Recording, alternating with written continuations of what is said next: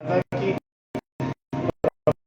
को पता है कि अपने बच्चों को कहाँ रखना है, और वो हमको सच में, हम ऐसी फैमिली है जो कहाँ थे, कहाँ पहुंचे और परमेश्वर ने कहाँ लेकर आए, और हमें पता है कि वो मतलब ऐसे ही नहीं रखने वाला है अपने बच्चों को, वो हमेशा ऊपर उठाने वाला है। तो आज आरती अरुण अगर इस लेवल पे हैं तो मैं विश्वास करता हूँ आगे चल के ईथन, इयान और जस्टिन भी उस लेवल तक पहुंचेंगे।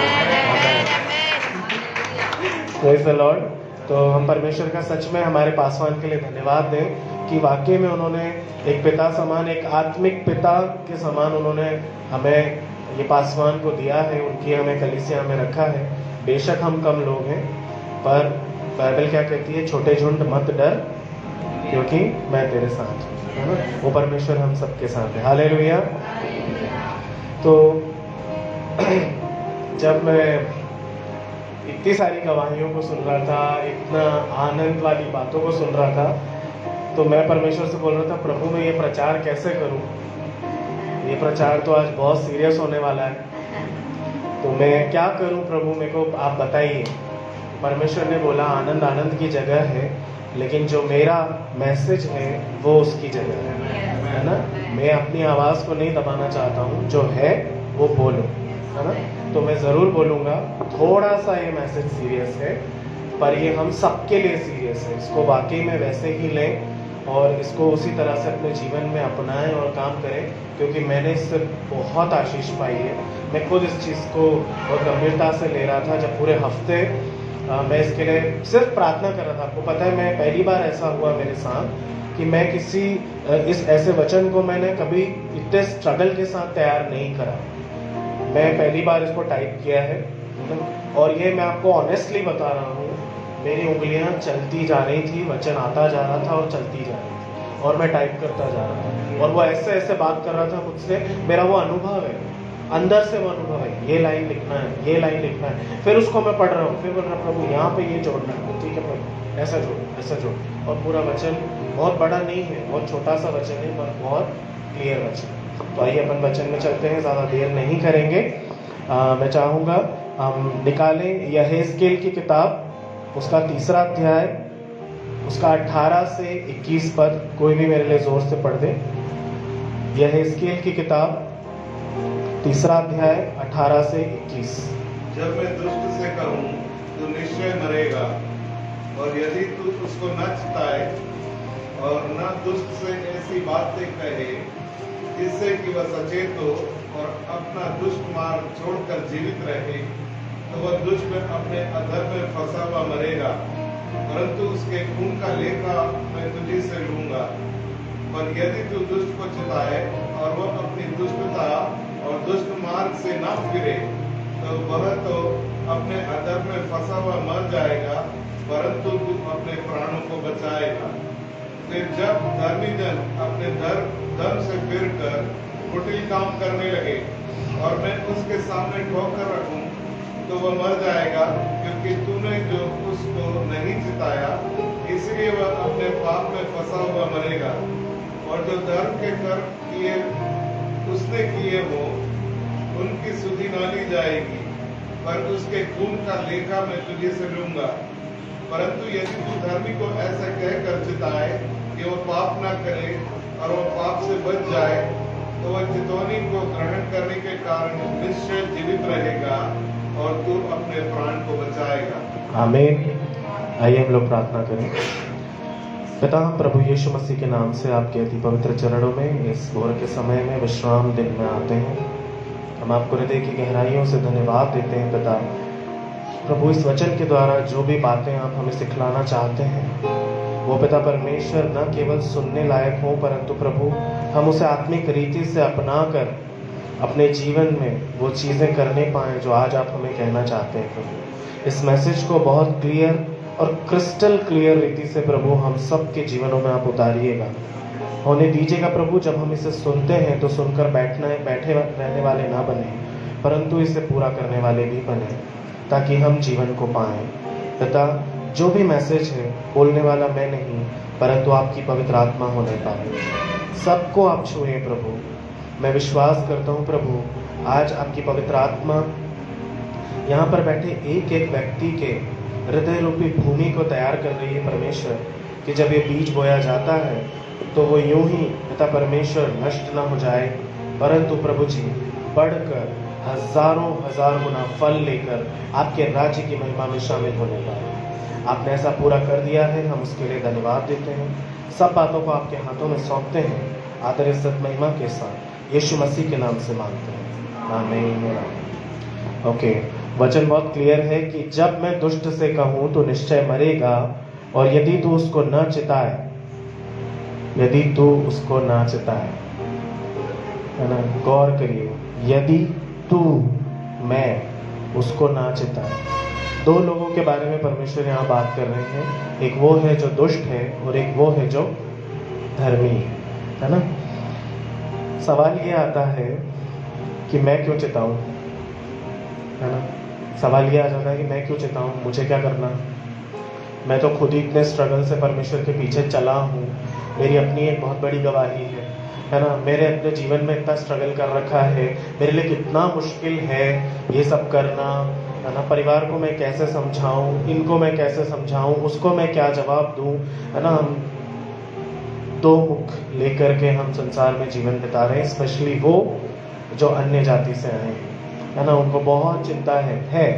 आप कितना भी प्रिटेंड कर लो, आप उस चिंता को और उस झूठ को आप सच नहीं बना सकते, वो है आपके जीवन में। आप वो दूसरा चेहरा लेकर के आप सब, मैं भी कई साल मैं घूमा, है ना। मुझे भी वो पीड़ा रही है, वो तकलीफ रही है, और ये सवाल मेरे मन में भी आता था, मैं क्यों बोलूं, मुझे क्या करना।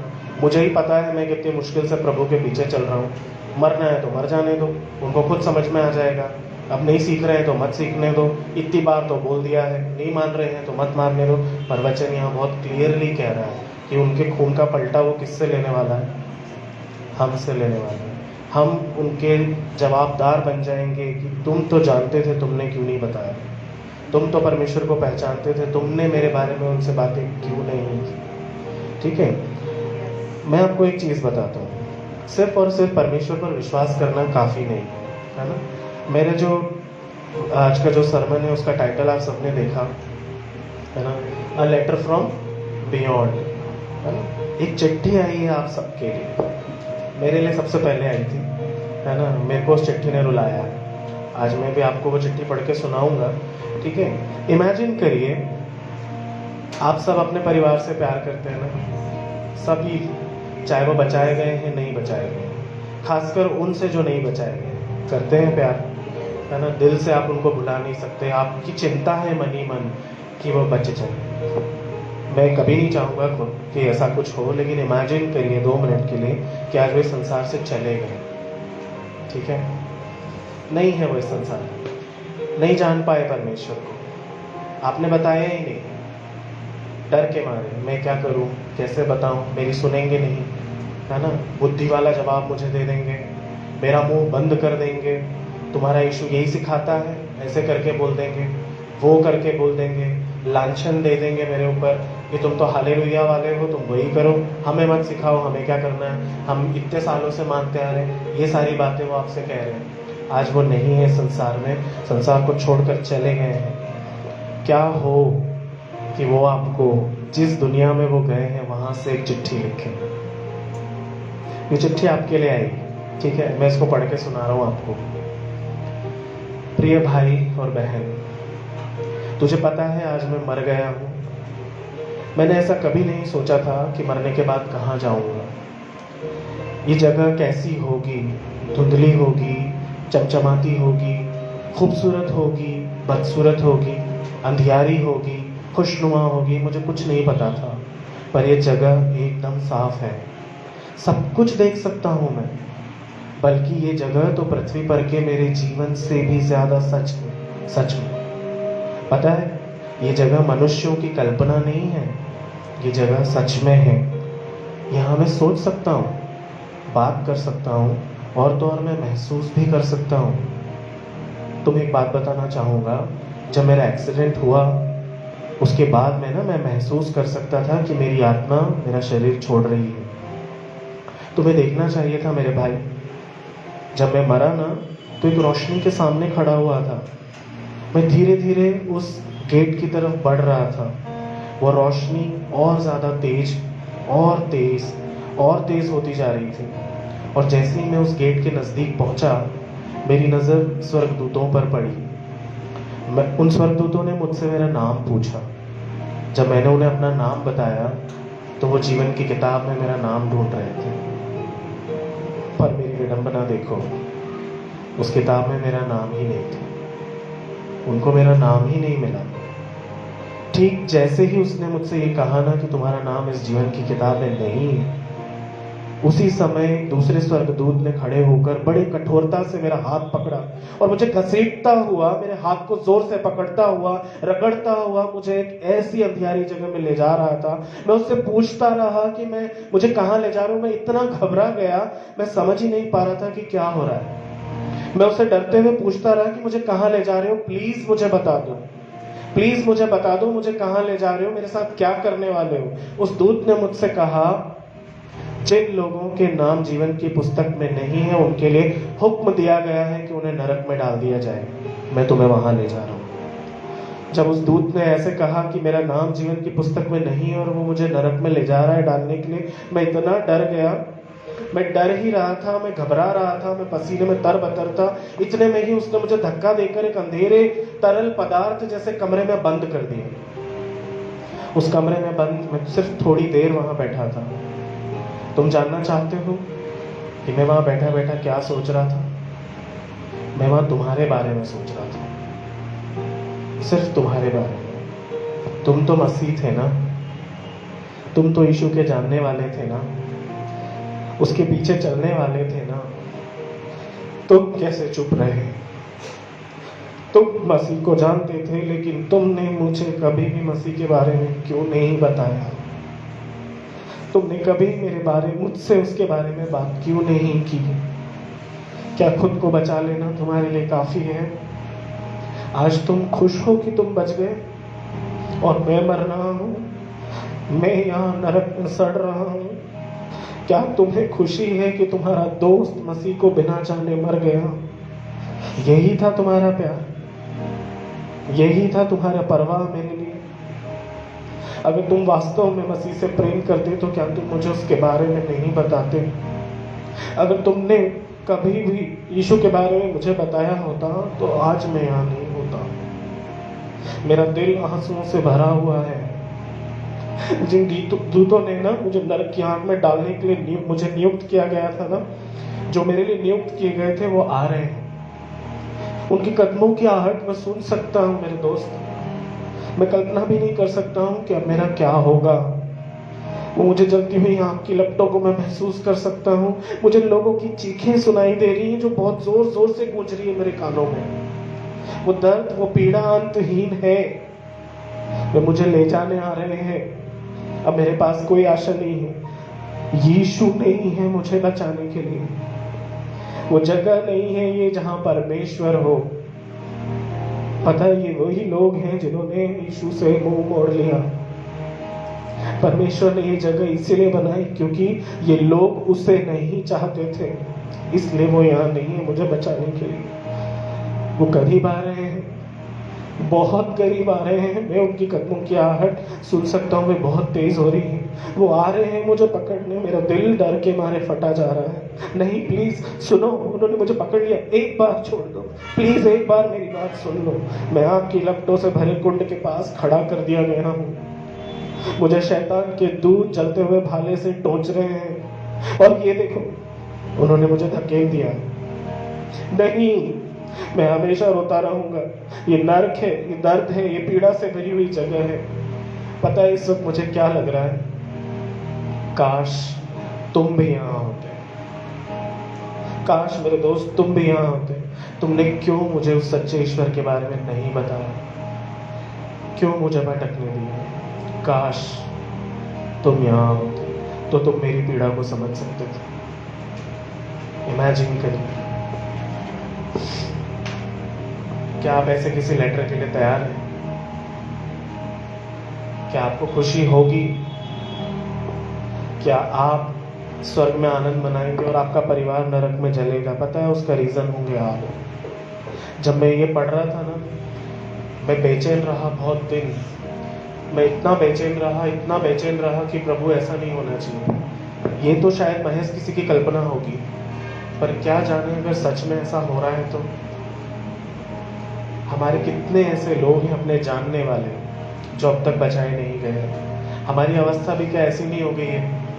हाँ, हम परमेश्वर के राज्य में किसी को बताना ही नहीं चाहते। पता उसके बहुत सारे कारण हैं। सबसे पहला कारण है कि हमको डर लगता है कि आज के मॉडर्न ज़माने में अगर मैं रिलीजन के बारे में बात करूंगा तो लोग क्या कहेंगे। सही है, आज के ज़माने में रिलीजन कौन मानता है, जात पात कौन मानता है ना? पर मैं आपको ऑनेस्ट बता रहा हूँ, आज के ज़माने में पहले से भी ज़्यादा मानते हैं। बहुत लोग मानते हैं, जात पात भी बहुत लोग मानते हैं। मैं तो ऐसे लोगों के साथ उठता बैठता हूँ, ऐसे गांव के लोगों के साथ उठता बैठता हूँ जिस गांव में बोलना नहीं चाहिए मुझे, लेकिन ऐसे भी मंदिर हैं जो नीची जाति वालों के लिए अलग है और ऊंची जाति वालों के लिए अलग है। मैं खुद विजिट करके आया। ठीक है, हम परमेश्वर के राज्य में इसलिए नहीं जाना चाहते क्योंकि हमको चिंता होती है कि लोग कहीं ऑफेंड ना हो जाए हमारे प्रभु के बारे में बात करने से, उनको बुरा ना लग जाए, क्योंकि वो ऑलरेडी किसी संप्रदाय को मानने और उसके पीछे चलने वाले हैं। हमें बड़ी घबराहट और झुंझलाहट होती है कि इनके सामने क्या बात करें। ये बड़े सोफिस्टिकेटेड हैं, बहुत पढ़े लिखे हैं, इनको बहुत नॉलेज है रिलीजन के बारे में, इनसे हम क्या बात करें। हम कई बार ये भी सोच लेते हैं कि कहीं ऐसा ना हो कि वो हमारी इंसल्ट कर दें, है ना, हमें बुरा भला कह दें, हमारे साथ वाद विवाद करने लग जाएं। पर परमेश्वर ने हमें आर्ग्यूमेंट करने के लिए नहीं भेजा है। परमेश्वर ने हमको जिंदगियां जीतने के लिए भेजा है। क्या हम वो कर पा रहे हैं? बहुत इंपॉर्टेंट चीज़ है। ठीक है, कई बार हमको ये लगता है कि हम शुरू ही कैसे करें, कैसे ही चले जाएं एकदम से, कैसे किसी के बारे में किसी के सामने जाके बात कर लें, है ना। उस वक्त आपको ये ना एग्जाम्पल याद करना चाहिए जब पहली बार यीशु मसीह जब बपतिस्मे के लिए आए, यूहन्ना बपतिस्मा देते दाता के पास, और जब अंद्रियास को पता चला, वो दौड़कर किसके पास गया?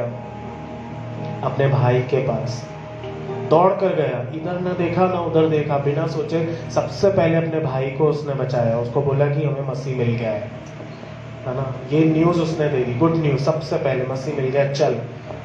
ठीक है, और उसने अपने परिवार के, अपने उस भाई को बचाया। आज अगर वो नहीं जाता, वो वहीं रुक जाता, तो क्या उसका उद्धार हो पाता? नहीं हो पाता। क्या वो मसीह का चेला बन पाता? शायद नहीं बन पाता, है ना। वो करेज होना है हमारे अंदर, वो कई बार मुश्किल होता है। ठीक है, कई बार हम बताते हैं लेकिन लोग मना कर देते हैं कि हमें मत बताओ, है ना, आपको मानना है आप मानो, हमको मत बताओ यीशु के बारे में। हमारा अपना ईश्वर है और हमारे बहुत सारे ईश्वर हैं जिनके बारे में हम जानते हैं, जिन्हें हम मानते हैं, जिनके पीछे चल रहे हैं। हमको कोई ज़रूरत नहीं है आपके ईश्वर के बारे में जानने की या उसके पीछे चलने की। कई बार ऐसा होता है, लेकिन मेरे प्रियो, मैं आपसे कहना चाहता हूँ कि उनको प्रभु यीशु के बारे में बताना बंद मत करिए। ठीक है, परमेश्वर के प्रेम के खातिर। क्यों?